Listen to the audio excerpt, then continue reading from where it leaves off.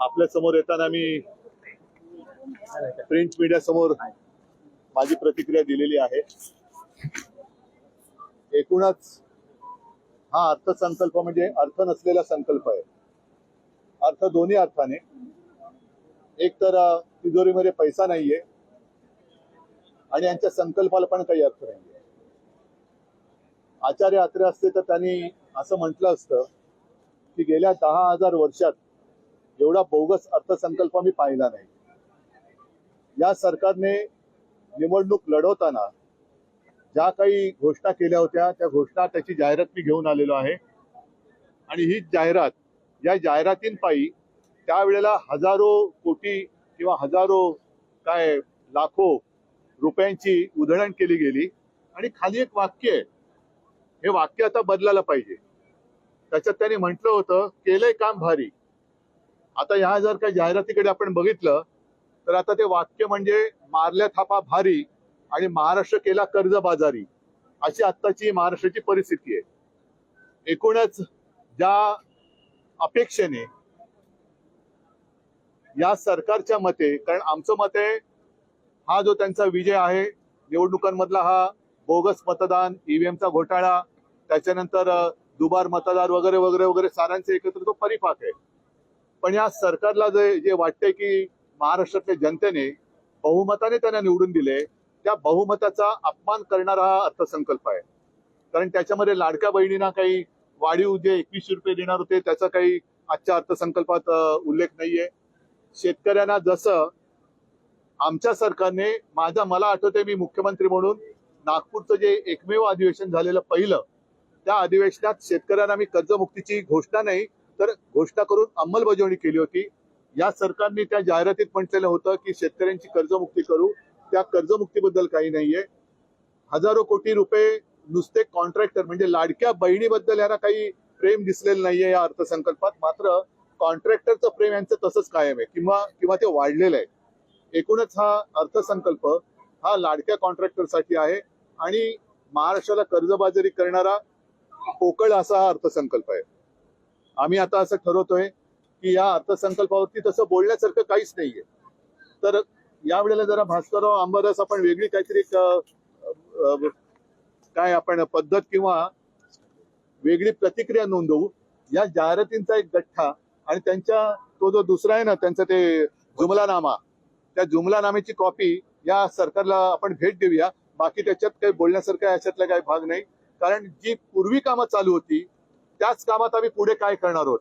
आणि याच्यात एक गोष्ट मला विशेषतः सांगावीशी वाटते की जो उल्लेख केला गेला की मुंबईचा नवीन विमानतळ आणि जुना विमानतळ यांना जोडणारी मेट्रो, खरं ही मेट्रो अदानीने केली पाहिजे। कारण हे काम विमानतळ दोन्ही सगळे विमानतळे अदानीने दिलेले आहेत, त्याच्यामुळे हे काम अदानीने केलं पाहिजे। नाहीतर मग असं होईल की विमानतळ अदानीने दिल्यानंतर तुम्ही म्हणाल की आम्ही धावपट्टी सुद्धा करून देतो। ही गोष्ट म्हणजे शुद्ध धुळपेक आणि लुटबाजी आहे। तर जी कामं, मी परत सांगतोय की ही कामं जी कॉन्ट्रॅक्टरच्या हिताची आहेत, आणि मी कालच म्हटलं, कारण देवेंद्र फडणवीस कारण नसताना त्यांनी माझा उल्लेख केला होता की कामांना स्थगिती द्यायला मी काही उद्धव ठाकरे नाही, तर ही जी कामं जी मी होऊ दिली नसती, कारण केवळ मालकाच्या मित्राचे खिसे भरण्यासाठीची कामं माझ्या राज्याचं नुकसान करून मी होऊ दिली नव्हती आणि ती होऊ दिली नसती, त्यातलीच कामं आहेत। आणि एकूणच शेतकऱ्यांना हमी भावाचा कुठे उल्लेख नाहीये। लाडक्या बहिणींचा 30-31 हजार कोटीचा 36,000 कोटी केले, पण 2100 रुपये कधी देणार? म्हणजेच काय की उद्या सूर्य उगवणार आहे आणि मग सर्वांना प्रकाश मिळणार आहे। ह्याच्यात तुमचं कर्तृत्व काय? बरीच कामं ही सांगितली गेली, पण शिवभोजन बद्दल काय हे सांगितलं गेलेलं नाहीये। अशा अनेक गोष्टी या अर्थसंकल्पामध्ये नाहीयेत आणि अनेक गोष्टी ज्या अपेक्षित होत्या त्या देखील दिसत नाही। मुख्यमंत्री असं म्हणतात की नाणार प्रकल्पासाठी आम्हाला भांडावं लागतंय, कारण उद्धव ठाकरे यांनी त्याला स्थगिती दिली आहे। तो स्थगिती नाही, मी रद्द केला असता तो प्रकल्प, हे ठामपणाने सांगतो। कारण नेमकं हेच आहे की नाणार प्रकल्प काय, वाढवण प्रकल्प काय, शक्तीपीठ, त्या शक्तीपीठ महामार्गाला विरोध होतोय। तो विरोध डावलून तुम्ही वरवंटा फिरवण्यासारखा विकास हा करू शकत नाही। मी नाणार प्रकल्प, जसं नाणारला आम्ही तो रद्द केला, करून घेतला, याचं कारण चांगले उद्योग गुजरातला, म्हणजे गुजरातला रांगोळी आणि आम्हाला राख, असा त्याचा अर्थ आहे की काय? राख रांगोळी याचा अर्थ म्हणजे रांगोळी तुम्हाला आणि राख आम्हाला, ही आम्ही राख पण तुम्ही घेऊन जा. त्याच्यामुळे नाणार तर आम्ही होऊ दिला नाहीच. असे कोणतेही राज्याच्या विकासाच्याच नव्हे तर पर्यावरणाचा नाश करणारे प्रकल्प, जसं आरेची कारशेड मी रद्दच करणार होतो आणि कांजूर मार्गाला जिथे आम्ही करणार होतो, बरोबर त्यांनी हे सरकार आल्यानंतर आरेची घाई करून कामं करून घेतली आणि ज्या कांजूर मार्गला आम्ही मेट्रोचं स्टेशन किंवा टर्मिनल आणणार होतो ती जागा अदानीच्या घशामध्ये टाकली. हेच तर मी म्हणतोय. पाणीपत असेल, आग्रा असेल, या इथे नवीन स्मारक आणि संभाजी महाराज सुरतेला खरं म्हणजे पहिलं स्मारक सुरतेला बांधायला पाहिजे, कारण जे गद्दार इकडे पहिलं त्यांचा स्टॉप तिकडे होता, तर तिकडे सुद्धा स्वराज्यासाठी छत्रपती शिवाजी महाराजांनी कशी सुरत लुटली होती हे दाखवणारं स्मारक सुरतेला पाहिजे. आणि ह्याने संभाजी महाराज, छत्रपती शिवाजी महाराज यांच्या शौर्याच्या गोष्टी करू नये.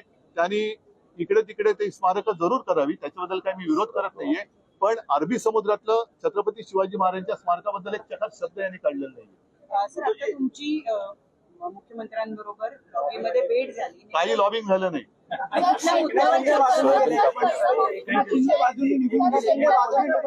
नाही नाही, ते सोडा.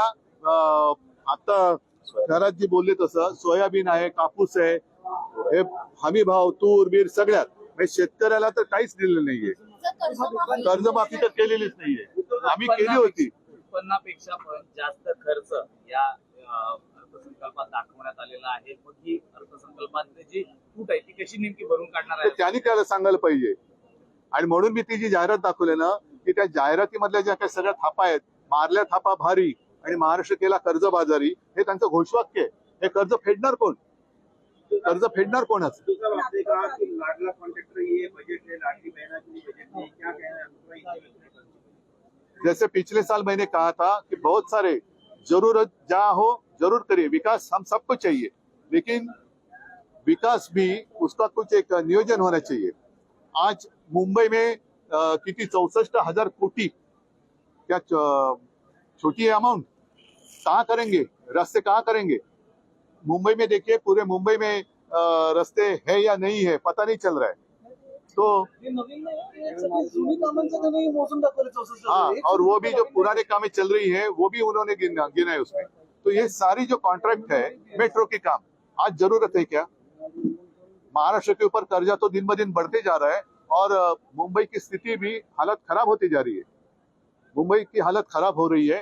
हर समय मेट्रो के लिए मुंबई कारपोरेशन से 3,000 करोड़ 2,000 करोड़ वो लेते जा रहे हैं, लेकिन साथ ही साथ मुंबई कारपोरेशन जो सरकार की ओर से 16,000 करोड़ रुपए आना बाकी है, उसके बारे में कुछ कहा नहीं उन्होंने. सर, लाडली बहन की 21 रुपए बढ़ाने का वादा किया गया था, कर्ज माफी का भी वादा किया गया था इलेक्शन से पहले. कुछ नहीं है. सरकार झुटे उनके वादे है, सारे वादे तो है ही नाही. जे मराठीत म्हणतो ना की यांचा तो जुमलानामा, तो आम्ही, मला वाटतं उद्या पहिल्यांदा त्या जुमलानामाच्या मुख्यमंत्री महोदयांना तो भेट द्या, की तुम्ही जसा आरसा बघता तसा हा तुमचा जुमलानामा आहे, तो बघा आणि मग तुम्ही या अर्थसंकल्पाला उत्तर द्या. ठीक आहे. व्यापारी पुन्हा तेच मुंबईतले महाराष्ट्रातले उद्योग गुजरातला नेले आणि हे सगळे व्यापारीकरण चाललेलं आहे. हे व्यापारीकरण जे आहे ना, व्यापारी या शब्दाचा अर्थ लक्षात घ्या. उद्योगधंदे वेगळे आणि व्यापारीकरण वेगळं. हे व्यापार करणारेच लोक आहेत आणि म्हणून यातले जे काय बारकावे आहेत ते लक्षात घेऊन कामगार कायदे बदलणार. म्हणजे व्यापाऱ्यांसाठी, कॉन्ट्रॅक्टरसाठी सगळे सरकार काम करते. गोरगरीब कामगार असतील, शेतकरी असतील, ह्याच्यासाठी काही नाहीये. ठीक आहे, बाकीच्या गोष्टी हळूहळू बोलत जाईल. आजच्या पुरतं एवढं.